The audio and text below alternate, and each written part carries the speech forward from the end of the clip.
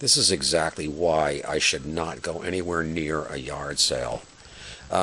Just as with getting ready for Hurricane Irene to come in, and there was a 1-yard sale that people decided to go ahead and get brave and set up for it. And there was no rain at the time. And I saw the sign and I stopped.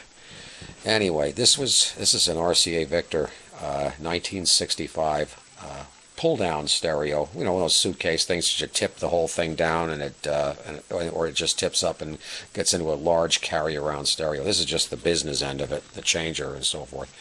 What's interesting about these, this was their own product, RCA's own changer and their own sound system. They made the decision to build everything into one unit. The amplifier and the record changer are all in one unit, so it saved them having a separate chassis and separate so forth and so on. This thing is in rotten condition. I mean, you want to take a look at the rust on this thing. But this is, look at this, look at it, isn't it beautiful? And look at that's, by the way, on the motor board, that's not rust. It's, I believe they spilled a thing of coffee grounds on it. This is how disgusting this thing was, and it was stored damp, as you can tell. But the reason why it's good that it was stored, it was damp, it saved the drive wheel. I'll pop the turntable off here. Now, this was the cool thing about this is there's the amplifier.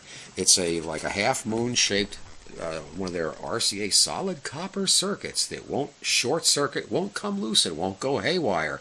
They'd like to think so. Ask anybody who had one of the CTC 15s or so forth that had the demodulator board, all the foil lift up on that board, and often it had to be repaired. But anyway, the drive wheel got saved. It's as soft and grippy as, if that's a word, grippy. Grippy, it's trippy, it's grippy. Anyway, it's grippy, and it's not a problem. Motor's not frozen. And under the shell, it's not so bad. It needs to be degreased and everything. But look at this filth. I think all the major food groups are represented on this. This is your daily food pyramid for an electronic product. And underneath, there's the motor. If you notice, there's 4 wires going to the motor. That's because it acts like the power. It is the power transformer. There's a black wire, 2 white wires, and a brown wire. And there's the amplifier bottom. There's the 2 output transformers, and there's the output transistors, single-legged output transistors. Pretty neat.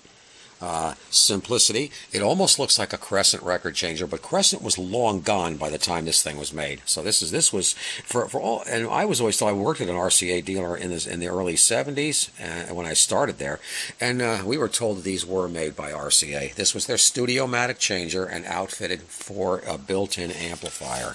So as I say, this is a piece of crap, and it's going to be. And oh yeah, there's no cartridge in it. And look at the verdigris. Now, we don't usually use that description on a cartridge terminal. It's not supposed to be green, but we're going to have to change that, because I'm not going to put the original style cartridge in. It'll just have a standard Sonotone 52T cartridge.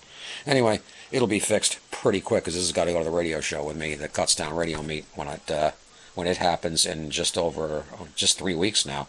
So anyway, that's it. Oh, and wait a minute. There was one other thing. I don't know where it is now. Oh yeah, it came with the hang tag, which is pretty cool. That's all those little extra touches. Okay, that's it.